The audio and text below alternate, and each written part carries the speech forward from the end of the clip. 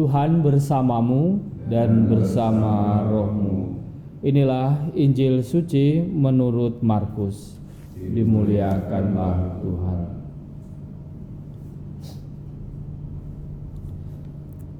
Pada suatu hari, Yesus bersama murid-muridnya pergi ke kampung-kampung di sekitar Kaisarea Filipi.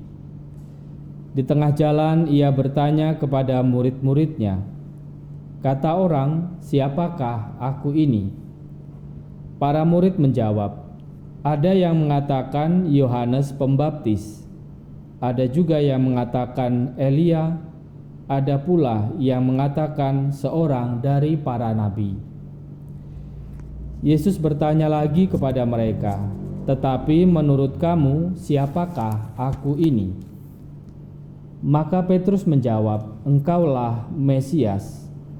Dan Yesus melarang mereka dengan keras supaya jangan memberitahukan kepada siapapun tentang Dia.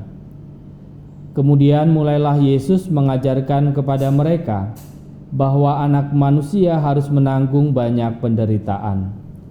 Ia akan ditolak oleh para tua-tua, imam-imam, kepala dan ahli-ahli Taurat, lalu dibunuh dan bangkit sesudah 3 hari.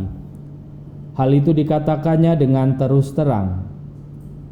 Tetapi Petrus menarik Yesus ke samping dan menegurnya. Maka berpalinglah Yesus, dan sambil memandang murid-muridnya ia memarahi Petrus. Katanya, "Enyahlah iblis, sebab engkau bukan memikirkan apa yang dipikirkan Allah, melainkan apa yang dipikirkan manusia." Demikianlah sabda Tuhan. Terpujilah Kristus.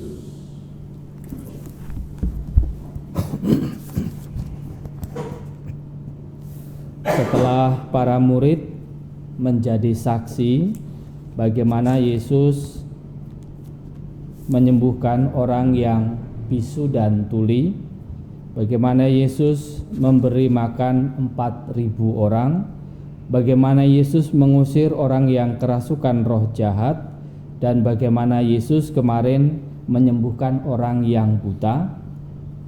Setelah melihat itu semua, para murid setelah melihat bagaimana Yesus melakukan itu semua dan bagaimana desas-desus tentang Yesus di kalangan banyak orang, kemudian Yesus bertanya kepada para murid, meminta informasi dari para murid, "Kata orang, siapakah aku ini?"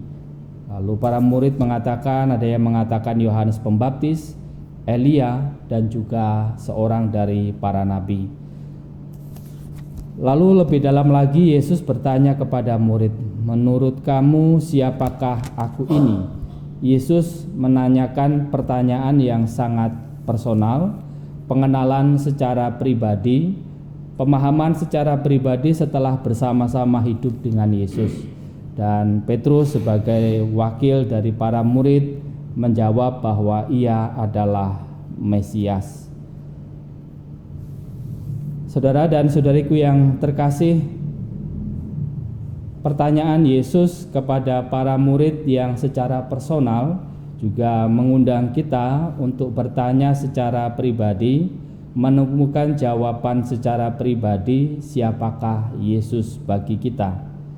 Kita juga diundang untuk bertanya bagaimanakah kita mengenali Yesus setelah sekian waktu kita berjuang untuk mengenal Yesus, setelah sekian waktu kita mengenal atau mendengar kabar tentang Yesus lewat kitab suci, mengenal Yesus lewat kitab suci, lewat kesaksian banyak orang, dan bagaimana kita menjadi pengikut Yesus. Kita diundang untuk bertanya dalam diri kita masing-masing, jawaban secara personal siapakah Yesus bagi kita.